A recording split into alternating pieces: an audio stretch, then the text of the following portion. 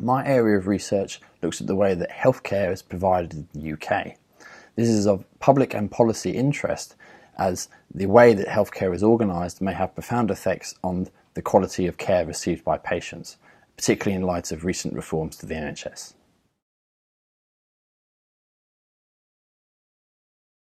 Economic theory is ambiguous about the impact of competition within healthcare on the quality of care that's received by patients.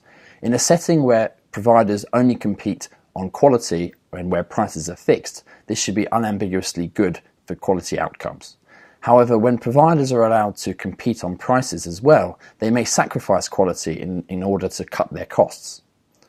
This means that quality would fall.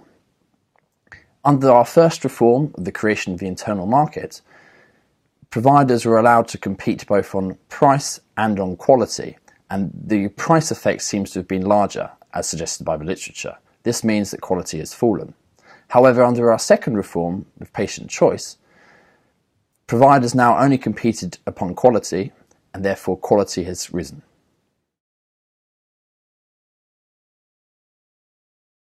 Well, our third reform formalised the role of private providers or the independent sector in the provision of NHS secondary care.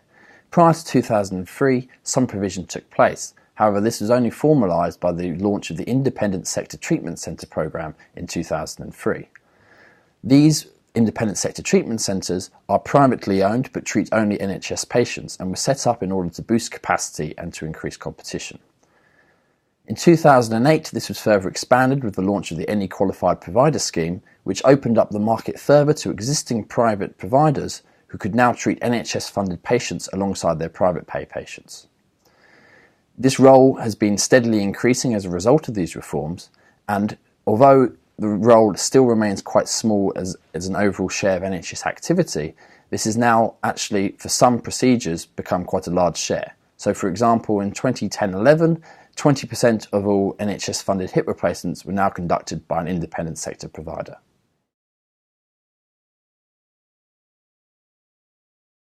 So we've been conducting some joint work with the Nuffield Trust, which has looked at the role of independent sector providers in two particular areas. So this is the provision of NHS-funded and private pay hip replacements and knee replacements. Our research using the National Joint Registry, which contains information upon both private pay and NHS-funded replacements, and the hospital episode statistics, which contains detailed information on NHS-funded procedures. We analysed what the relative differences in the volumes of these different procedures are. Now, this research suggests that there are people who were once previously paid for hip replacements, but now receive them under the NHS funding scheme. And this may have important equity implications and implications for NHS funding.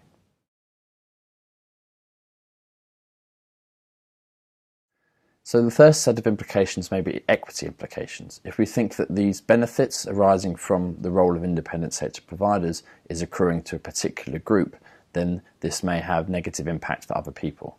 So it may be the case that those who could once afford a privately funded hip replacement are now receiving them by the NHS. However, it may mean that now NHS trusts are no longer having to focus upon the people that they once treated and therefore can focus upon sicker patients. In terms of financial implications, these may have important implications for the financial situation of NHS trusts, who may, first of all, either be losing business to these new competitors or be moving into different areas which may be more profitable for them in the long term.